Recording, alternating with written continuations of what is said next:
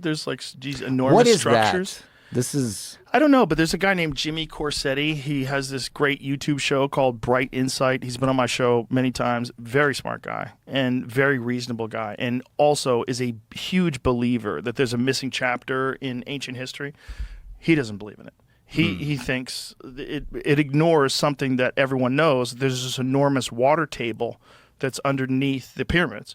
So the pyramids, there's water underneath the pyramids, and Mr. Beast apparently on his YouTube thing that he did with the pyramids went into the water. So they were all in the water, splashing around the water. So this water What? table, Yeah.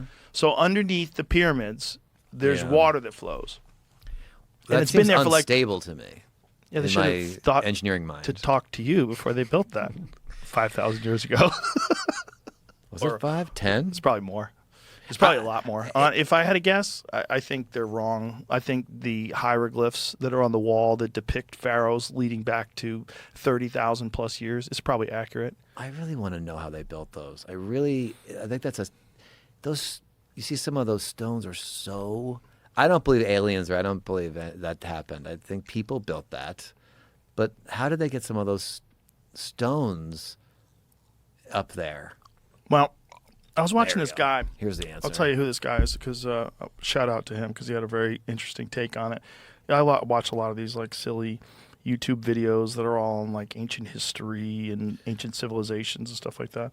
But this one was really My kind of algorithms, interesting. Fat people falling down. And plane this crashes. guy is I'll send it to you, Jamie. His name is Michael Button, and he had a very good point. And his point is that there's this linear path between like cave person and what we are today. But he's saying, but human beings in the form that we exist in today have essentially been around for at least 315,000 years. And there's all these large height, like peaks and dips in the historical timeline of the temperature of the Earth. And in these peaks of temperature, you have all this growth and change, and then you have ice ages, and you have drop-offs, and then there's cataclysms and natural disasters, and he brings up the volcano eruption, the Toba volcano eruption. But what he's essentially saying is human beings in this form, with the minds that we have existed for 300,000 years. Okay. With the capacity. But yet, only over the last few thousand years have we seen all this progress. And he thinks what he's proposing is if there was a super advanced civilization 100,000 years ago, there would be almost nothing left.